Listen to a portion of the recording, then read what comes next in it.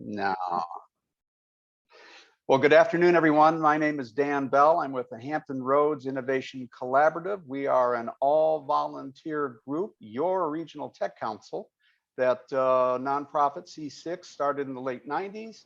We relaunched. It kind of went into hibernation for a little while there, early 2000s. We relaunched it under the DBA, Hampton Roads Innovation Collaborative. The legal name is still Hampton Roads Technology Council, but what we're not doing anymore is focusing on incubators. What we are doing is focusing on technology discussions and trying to help propel our entrepreneur and technical company base, small to medium-sized technical base, to grow. And so that's our contribution. We have events such as our Critical Mass, which we just relaunched. That's our formerly quarterly networking events. We're going to try to do them. We have an aggressive plan of monthly, kind of bouncing back and forth between the north side and the south side. We'll see how that goes. If we can do that effectively, we'll continue to do so, and if we can't, we'll go back to the quarterly. We have our Tech Tuesdays event. We have other events that require more face-to-face. For instance, our Tech Expo is on the calendar for October, maybe 26th, but it's out there. And we'll see. It's scheduled to be at the Slover. We have that reserved. But with the new variant and all that, we will be safe and we will be cautious and we will do the right thing, but we'll keep you all informed. We actually have to start going into our planning phase for that to say, well, what if this? What if that? And so I think what we may do is assemble a more nimble agenda, perhaps asking some of the people that have spoke at the Tech Tuesdays to put together a where are we now type of thing, and be about 4 hours of good information, and then some networking after that. But easy to proceed or easy to pull the plug if we need to. So stay tuned for that. I would like to thank our speakers today before I turn it over to Barrett for a minute or two. Our speakers, Peter Wallace, City of Virginia Beach, Joe Ruddy, Port of Virginia, and Deb Cassidy, who will be joining us a little bit late, but certainly will be here. These are some of the outstanding CIOs we have in the region, and we're very thankful for everything that you do. Thanks again. And with that, I'd like to turn it over to Barrett, who will speak to, just in case anybody didn't notice, Cox is our series sponsor. They've been a great technology partner for the region for many, many years, and for us, and so as HRIC. So Barrett, the microphone is yours. Hey Dan, hey everybody, thank you so much. As always, grateful to Dan and the collaborative for letting us continue to sponsor this wonderful series. I'm very excited to hear from our local CIOs today and to hear a little bit more about what's been going on. A lot of great work that they have been doing. For Cox, we've been around in Hampton Roads for about 40 years. We began actually way back in 1898, and we are the largest family-owned broadband company in the country. Just here in Virginia, we've invested more than $2 billion over the past 10 or so years, and we are continuing to invest in our fiber-based network. We do that so that we can provide the highest level of services for our businesses and our customers. Right now, if you're a business customer of ours, you can get 100 gig service at your office. We're having plans to put in symmetrical service, 10 gig to the home in the near future. So a lot of great, exciting stuff coming that will hopefully enable all the wonderful services that our CIOs are going to talk about that they may be looking at for the future. And just continue on with the concept of the future, that fiber backbone we're investing in allows us to do a lot of amazing smart community services. If any of our CIOs who are on today are interested in chatting more about that, would be happy to talk about some of the things that we've got going on in the region and in other parts of the country. As always, when you hear from me, if you have any issues with your service or any questions about your service, please contact me. I will drop my email address into the chat box. With that, Dan, I will pass it back to you and our wonderful CIOs. Thank you, Barrett. I didn't realize the year was 1898, but I recall when Cox was coming into town in their covered wagon and it splashed mud on one of my favorite shirts. How do I make a claim for that? I was a young man then. You have a covered wagon division that I'll get you in touch with. All right, real good. Well, again, I'm going to shut off my camera and microphone in short order. And I'd like to tee up the conversation with Peter Wallace first. Now, I teased some of the topics later on, or in the document, but again, you know, whatever you guys want to talk about, but we know the role that you have under normal circumstances is challenging in every way. We know that cyber has been a growing challenge over the years, and then my God, COVID came in and everything turned upside down for that.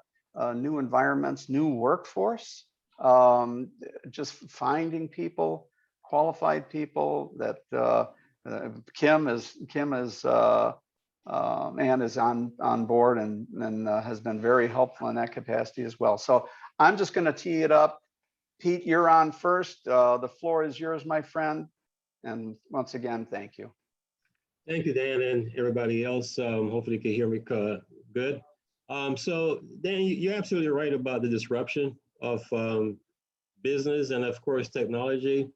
It so happened that at the city of Virginia Beach, we even had prior to the pandemic, we had our own disruption. If you recall, on the very infamous May 31st, 2019, when we had the shooting of our building.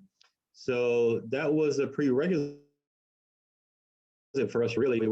We had to move 400 staff members out of a building to various buildings inside of the city.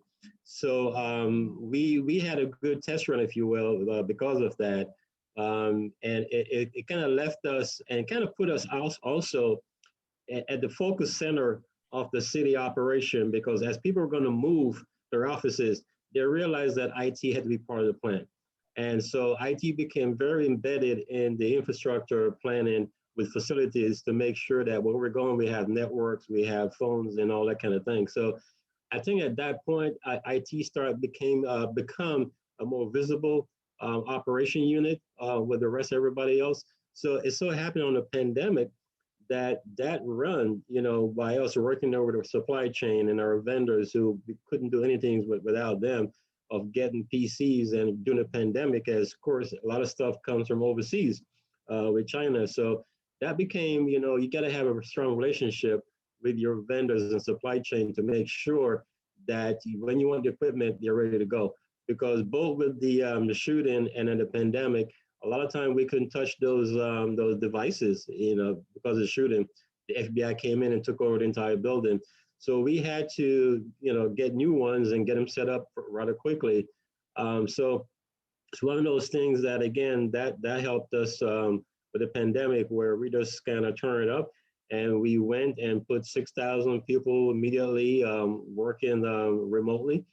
So you got to have a strong infrastructure. We actually reach out to Cox, which is one of our ISP, and we turn up our capacity. We want to make sure now that we're going to have all these access coming in, that we can definitely support that remotely. And so that itself was a big challenge for everybody, not just obviously the city, but private sector as well. But I think, again, we learn a lot. And I think one of the biggest thing is to be about cybersecurity ready. Now you having all your people working from home, and some of the end devices that may not be protected. So we did a kind of a split where if you're home and your Cox internet at home, you can surf all you want, but coming in, we then obviously control the traffic to make sure that we have up to date, your device up to date with viruses and all that kind of stuff. And of course, dual monitors. So yeah, it became one of those, an agile process as we went, because we had to be. And at this point, we're very proactive in what I would call what's next.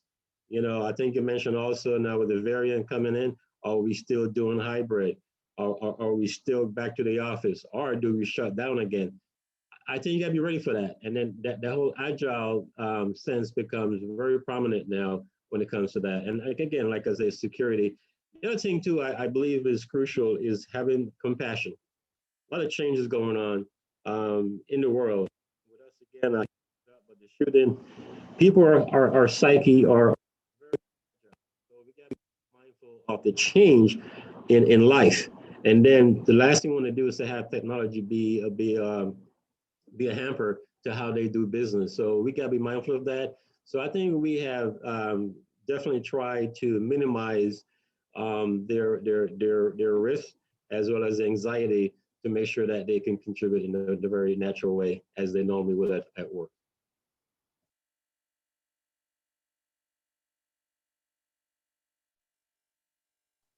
That's great, Pete. I was about to put this into chat, but I'll just vocalize it. So when we talk about cyber, that recent, and this is to both of you really, the recent hack that was, I don't know, about a month ago, I call it the Bitcoin hack,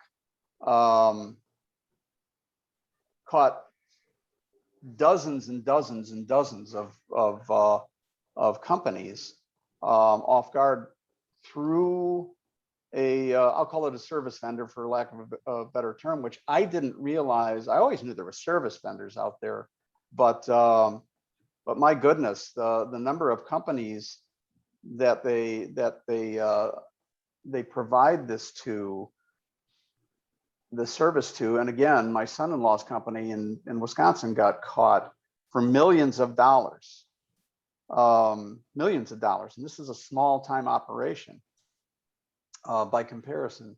So as it turns out, the supply vendor has got massive amounts of insurance, as you can imagine.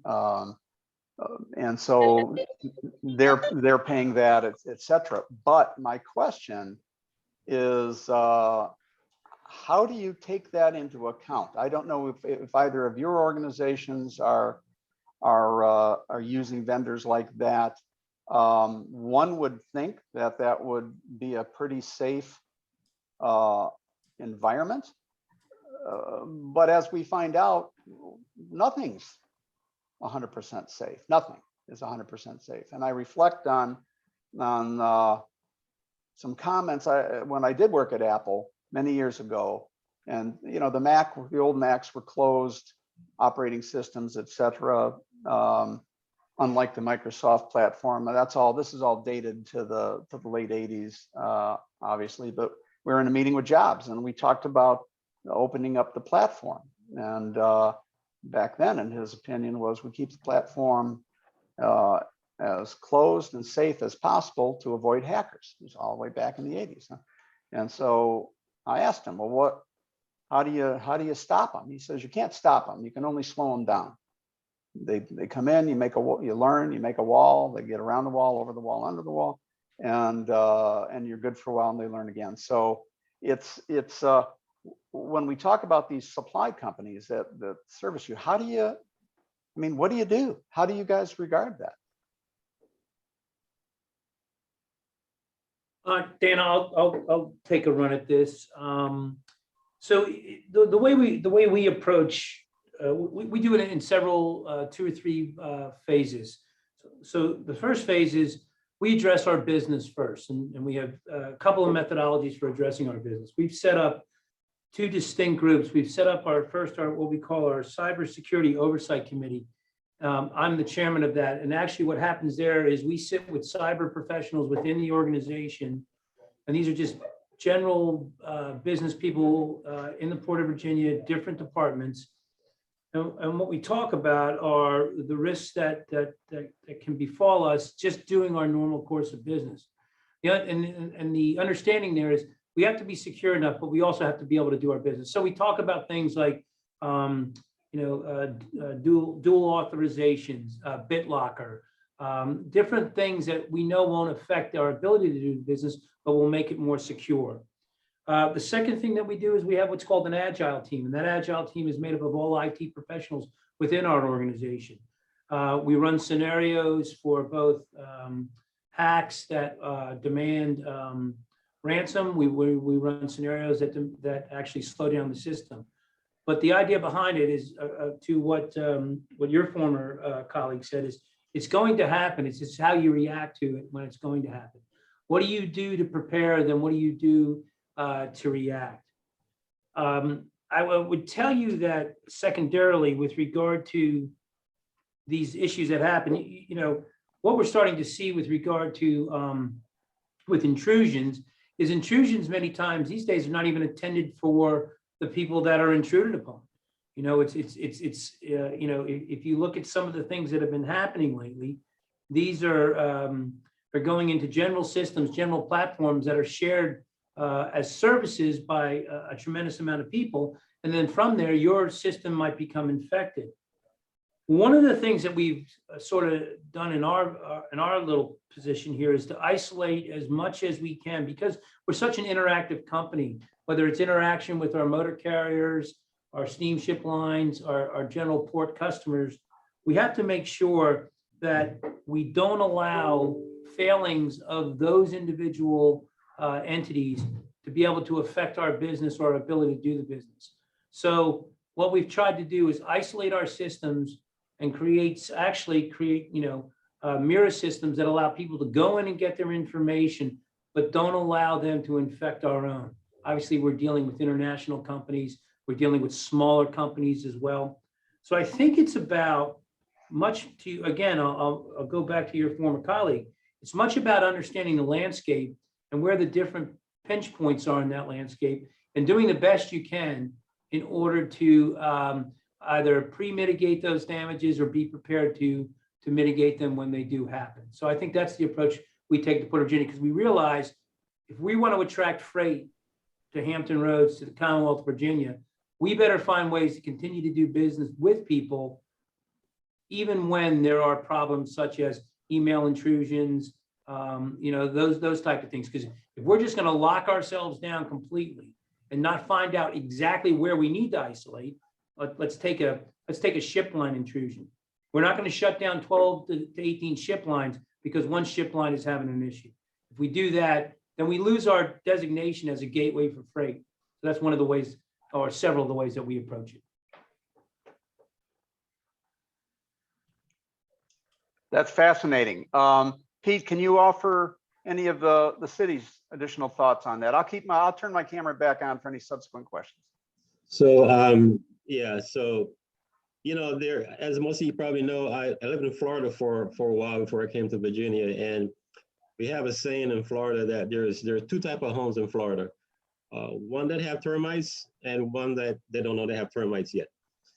I think it's the same thing when it comes to being hacked and cybersecurity. You really can't stop it. They have to be right once. You got to be right all the time. And so the best you can do is have some plans and have some mitigation. And when you probably discover that you do get hacked, is how quickly can you recover from it? What plans do you have in place? Because if you want to become a target, just go out there and tell everybody that you're the most secure place there is. You become that Red Bull that I'm gonna show you that you're wrong. So you gotta be very humble in that respect when you put your plans together, because insurance companies now, for cyber insurance, they're getting hacked, as you can see. Matter of fact, we just went through our AAA bonding rating, and I tell you, cyber insurance is one of those key topics. If you don't have that in your plan, you don't have a good cybersecurity plan or a DR plan, the chance of you getting that AAA rating is very, very nil. So you can see how that whole thing is now creeping up into your credit score and your credit worthiness, and you're ready to show that you can continue operation. From the government aspect as well, we have a joint billing system with HRSD, and they were hacked last year. And so that all the Hampton Roads use them, all the cities around Hampton Road use them for stormwater billing and all that. So when they got hacked, we're all vulnerable, So again, how you respond to that is critical, and communicating with HRSD in this sense and how we can help Other cities also could help. We all joined in and try to help each other. But that's to show you how vulnerable we are and how tied we are to one another. That, you know, having these conversations, having these dry runs, if you will, even with your supply chain, is critical. You know, a plan is not worth anything unless you can test it. And every now and then you got to figure out how to make it happen. It's an inconvenience for some, but I think it's necessary inconvenience. That makes perfect sense.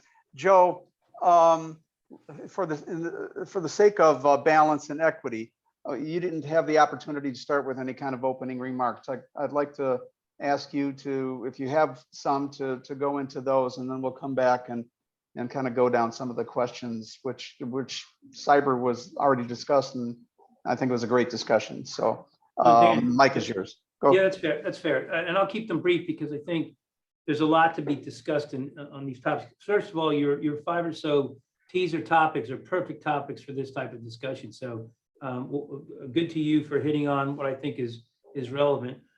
Just real briefly, we've been through a substantial transition period. Obviously, the stability that John Reinhardt brought in his 7 years of leadership here to the Port of Virginia is incredible.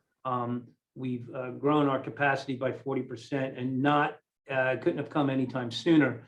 Our numbers have been incredible through the pandemic.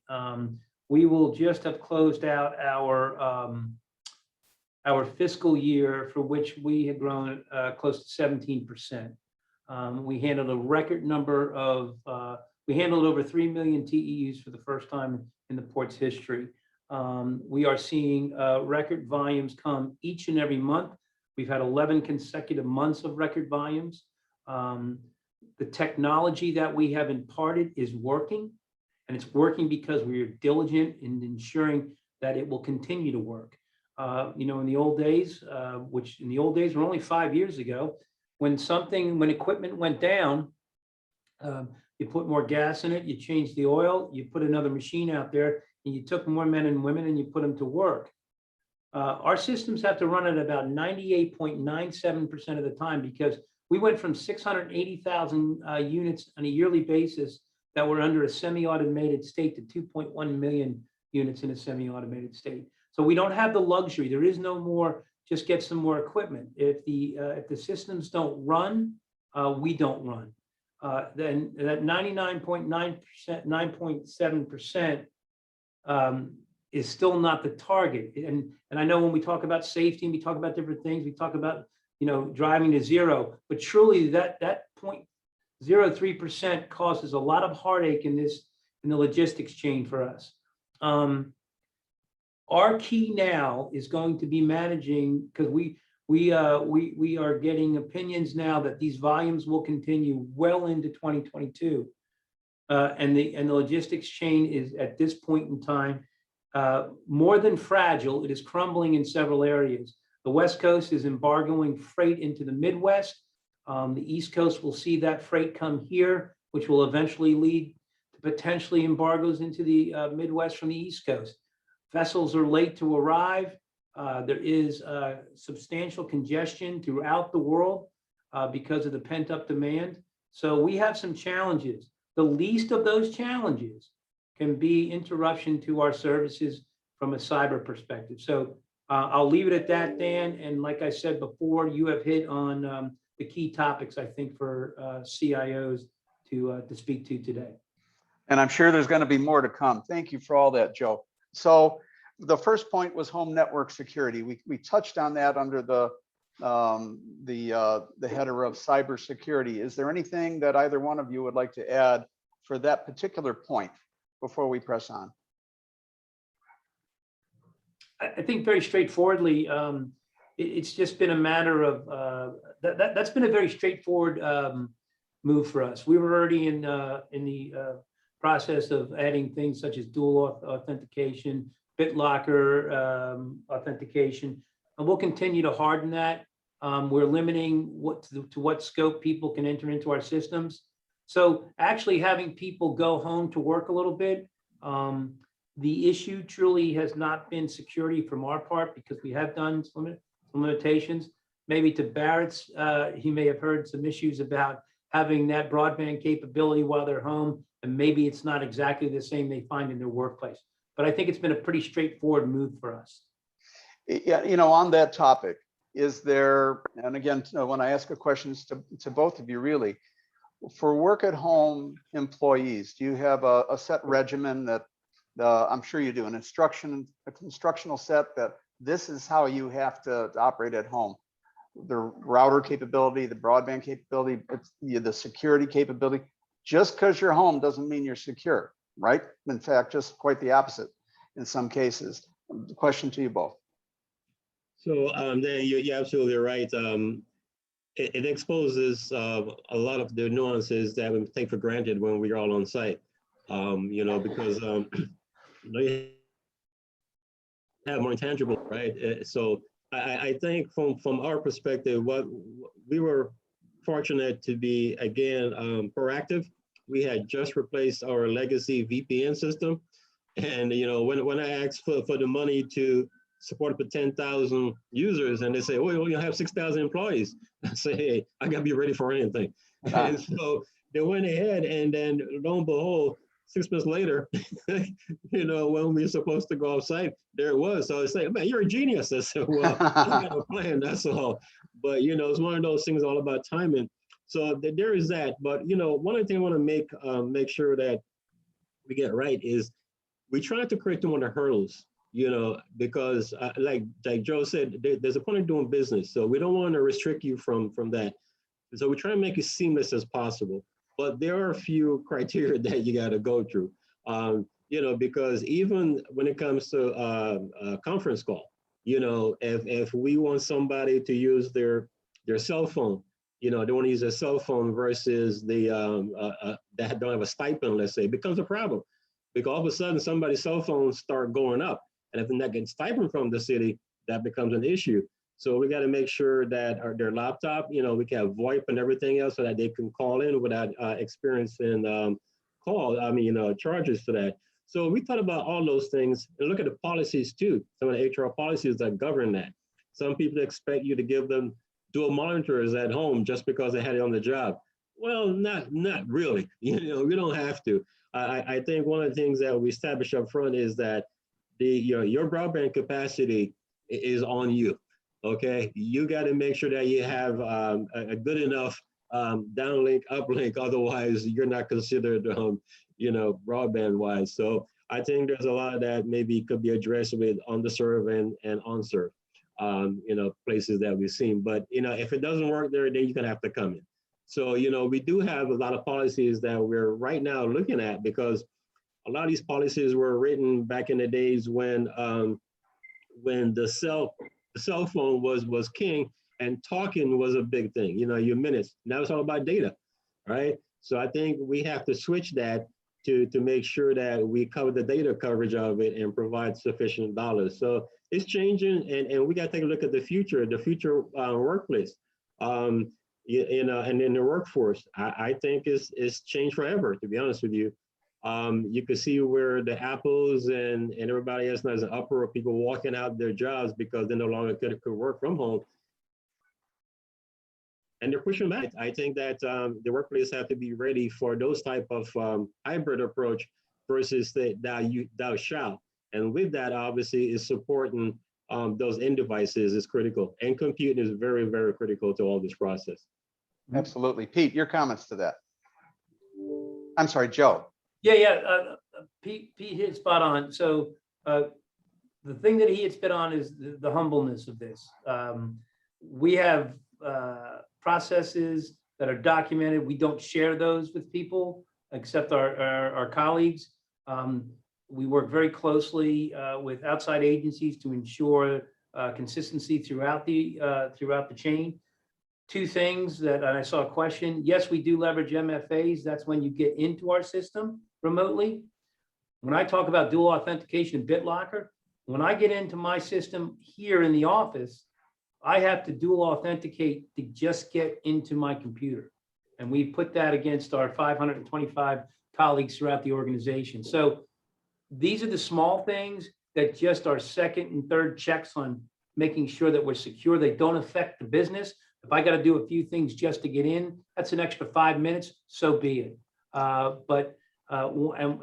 also to Pete's issue of the broadband accessibility, we gave people the basic tools to work at home. When they did, we had about 90 colleagues that had to work remotely.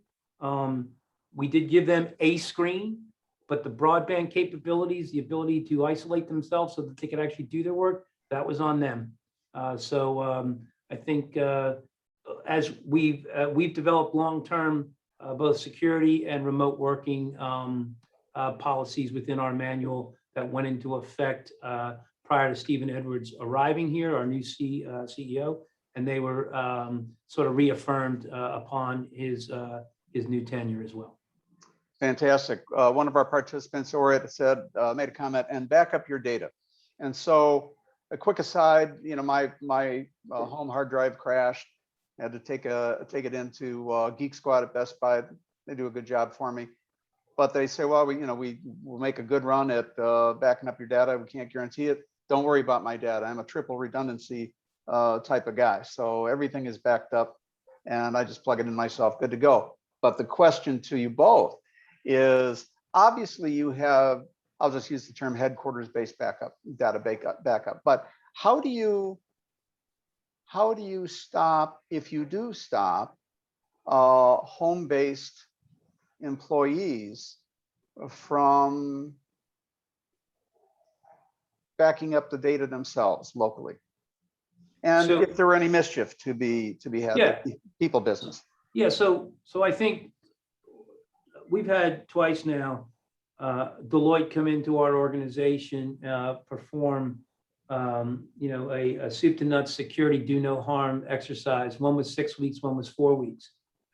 I will tell you is one of the ways that we do it with regard to, we have various levels of access requirements. Not everybody walks into the Port of Virginia and gets access. I would tell you probably our most sensitive data, other than the personal data that we protect, is our terminal operating system. So there is limited touches on terminal operating system. So and with multiple backups, you are enabled to prevent and you of course constant vigilance with a third party. We do have third party oversight as well.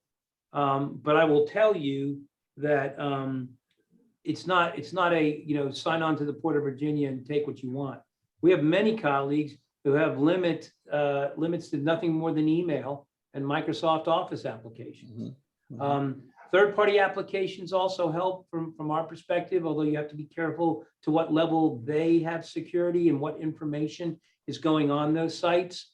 But one of the thing that I probably couldn't speak to that our CIO, Rich Seaside, he would speak to would be to tell you about stuff such as backups that can't be replicated, things of that nature. Is that what Danny made a comment, immutable backups? I am unfamiliar with that term. So that's the new technology provided by providers like Rubrik and Cohesity. So once the backups are done, and what we've seen in the last ransomware attack, they try to delete your backups as well. So the moment there is any change in the file size for the backups, they prevent any of those efforts and notify you immediately. So that's where, because if you don't have backups that can be recovered from, that's where the issue is. So immutable backups would be the new direction that you would want to go with. Great, thank you. Pete, back to you, because you didn't have a chance to comment about home-based backups, things of that nature versus corporate. So again, make sure that make sure I mute myself. But anyhow, the first thing that we do obviously is, again, through policy. We have policies that people like to always save things to their hard drive, and for here it's a no-no. And we, because as we replace your PC, you know, we tell them we're going to back up what's on the network and restore it from there. If you have something on your hard drive, yeah, we will help you out. But if your hard drive go full and we can't back it up, you know, it's one of those things that you've been warned, right? And so we got to policy that. However, like Joe was saying, we do have two processes. Number one, internally, because of all the different roles that we do and functions within the department, we have like 34 different departments across the city. So it's like having 34 different companies and they have business, different business objective. But what we have to do is check your access, what level of access you have into what, into why. That's done on a yearly audit trail. Internal audit does it as well, work with finance. We also have an outside agency that comes and do the same thing as well to make sure. The second thing that we do from IT perspective is we also have a penetration test that shows us who's doing what, when, how, are things leaking, are things going out, how vulnerable are you? You know, in other words, we kind of hack ourselves, right? You know, we pay for that to make sure that we're ahead of the game. And we take lessons learned from that and apply them. So but that's two ways of really mitigating those things that we have seen people that are saving information or just transferring files to their home, you know, to their email address at home. And all those are no. We have people who actually use the city's email to do business like with Amazon. Why you want to do that is beyond me. But at the same time, if those vendors get hacked, you know, all of a sudden they come to us and say, oh, my email is compromised. And when we look, that no, you're fine. But the site that you visited and shopping with, they got compromised. So all of a sudden your email get messed up and we have to talk to them about it. Because again, that's a no for us, you know. But a lot of people, rather than use their Gmail account or some other account, they want to use the email for everything, which I would say, don't do that. But you know, it's some of those things that we kind of put in place to mitigate those things.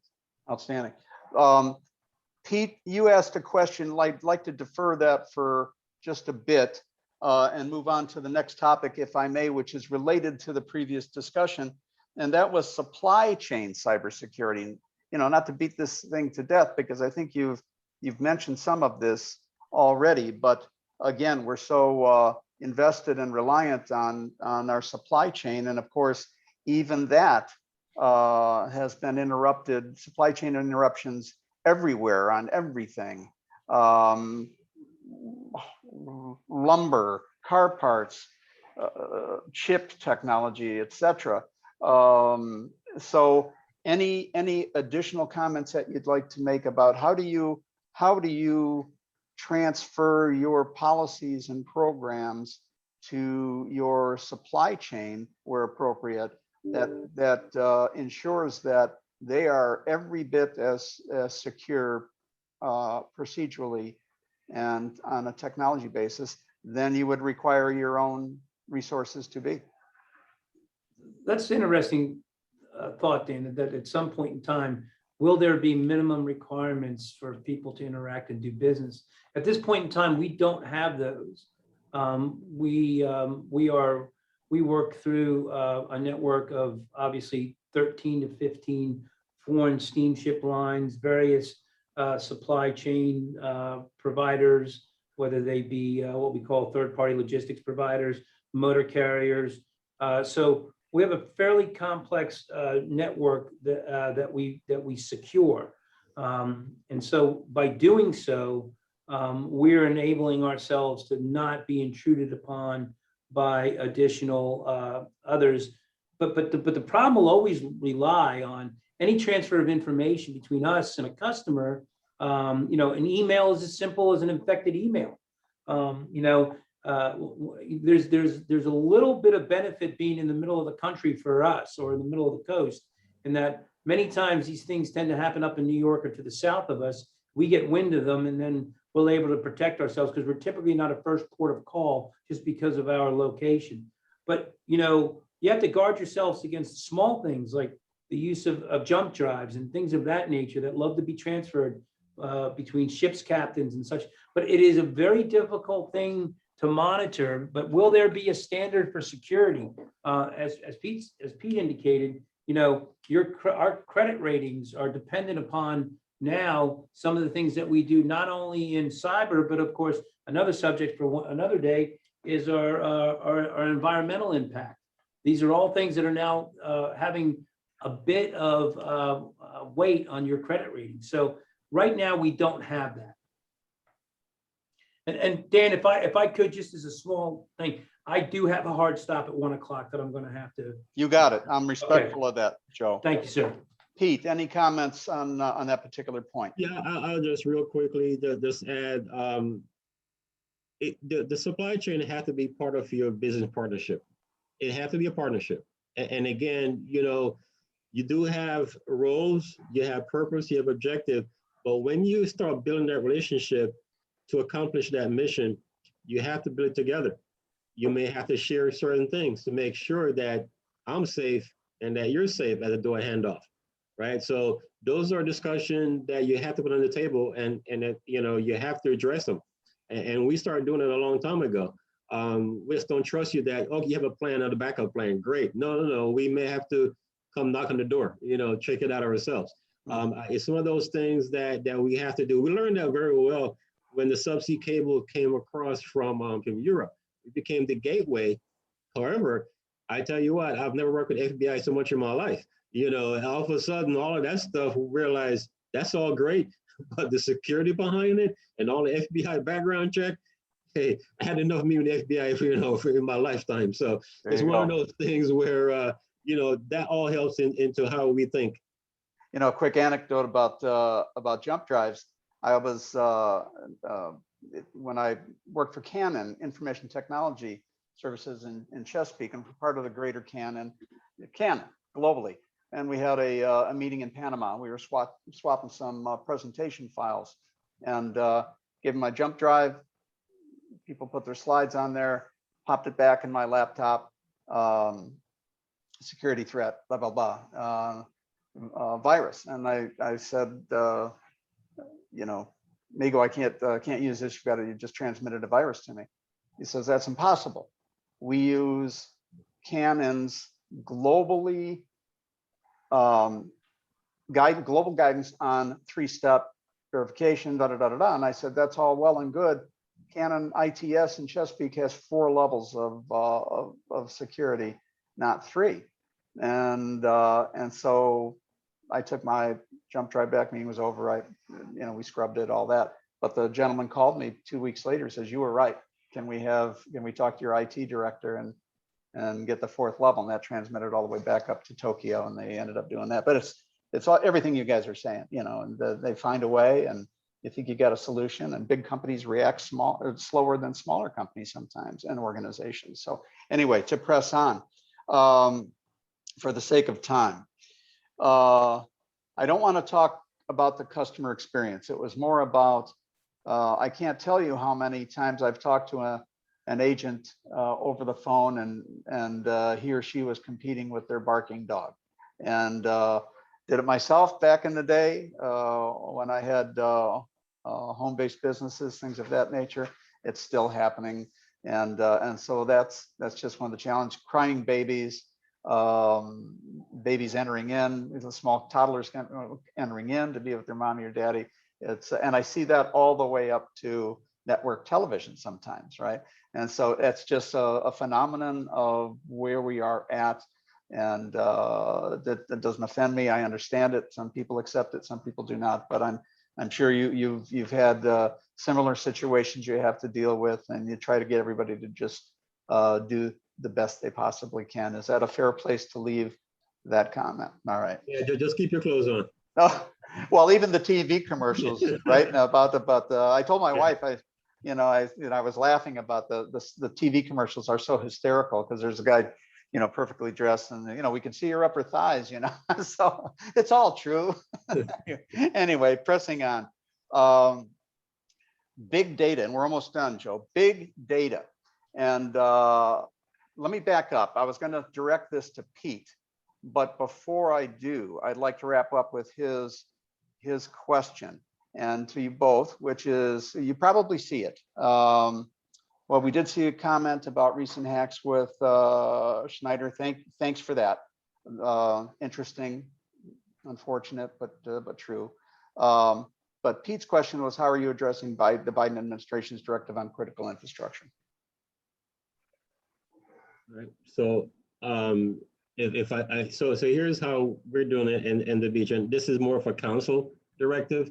What we have done as city manager, the new city manager, have some sessions with council, some strategy sessions to say what are important to us. And infrastructure, obviously, we live in a hurricane belt here where stormwater, climate control, that could be an issue.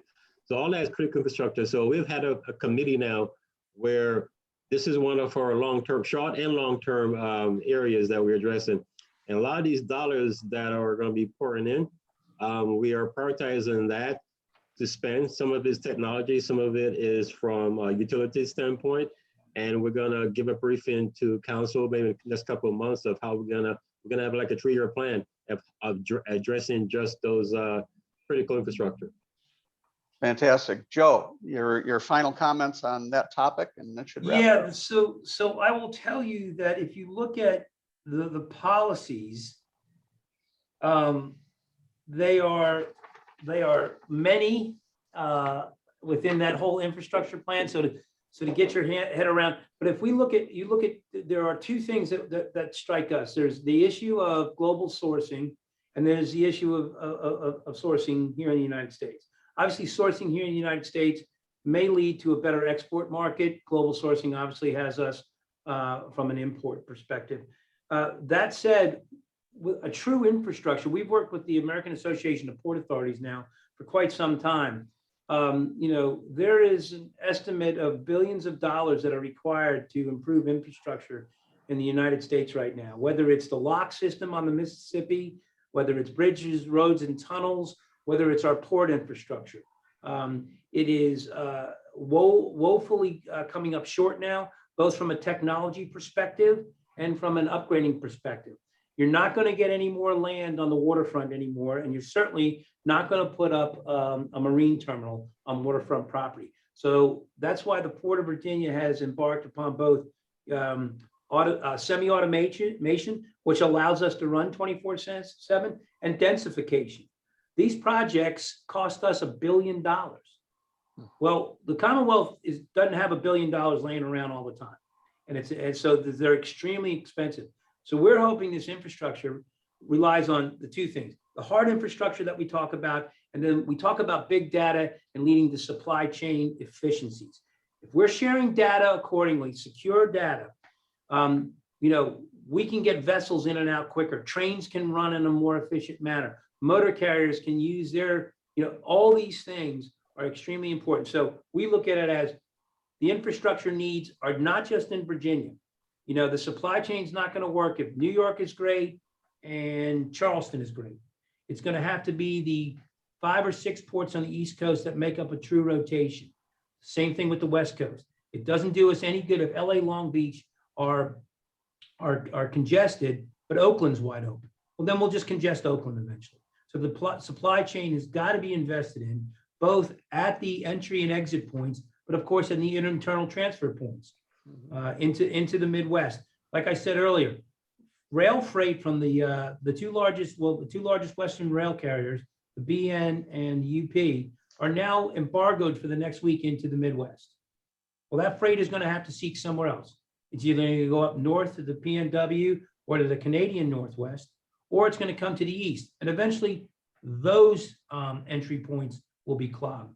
So it's really about a holistic review on the supply chain. It's not just how much can Virginia get, because Virginia gets it all and nobody else gets it. The supply chain will just crack somewhere else. That's a great point, and you even touched on big data in your final seconds with us, and that's a perfectly good description of a big data application, which of course they're all over the place, but that's a very good one for your organization. I have to sign off, Dan, and I apologize, but it is a hard stop. Thank you for putting this together, and thank you to everybody. Thanks, Joe. Talk to you soon. Bye. Yeah, and I'd like to answer. Joe's spot on, and I do like from the private sector how their decisions are based on the business. You can see where he says, you kind of outweigh everything, right? If you get it all, What happened to the other guy? You know, there's an imbalance.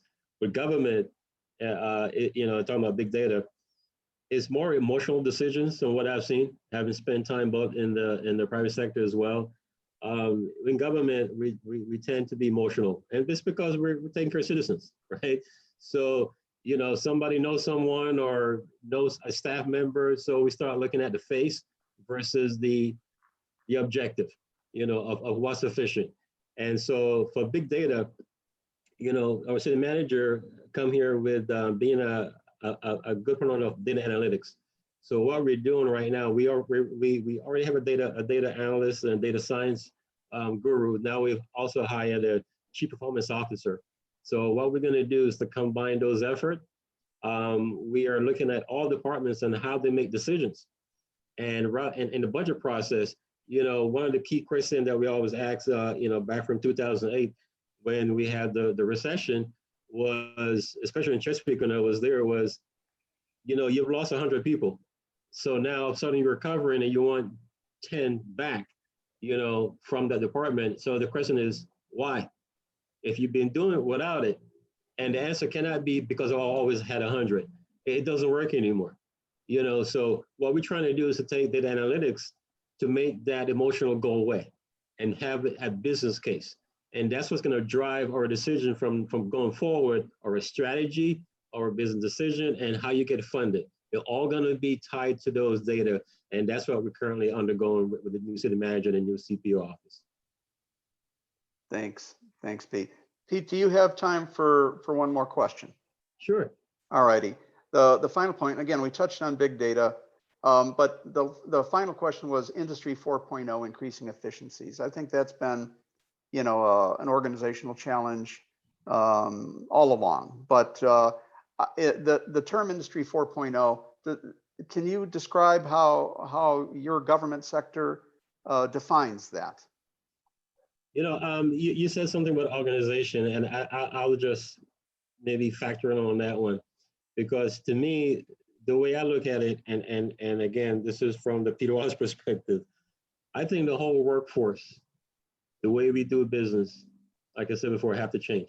And the reason I'm saying this, Dan, you know, and a lot of us on this call here, if I take a look at some of the pictures, may go back to some of the mainframe days when things were operationally in the closet, you know, and everything was out, you know, all the users was out front. And if you want something done, you had to go through these guys to get something done.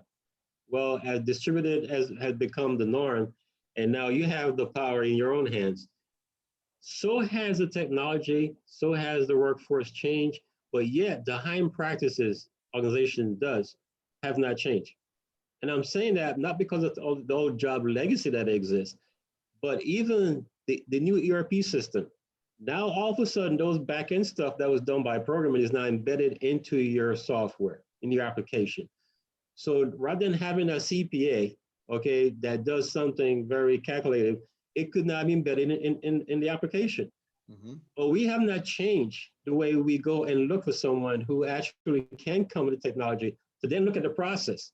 We still sometimes look at, you know, those acronyms that we need to hire versus taking a look at the mindset of what we really need to do your job professionally now that everything is on the open.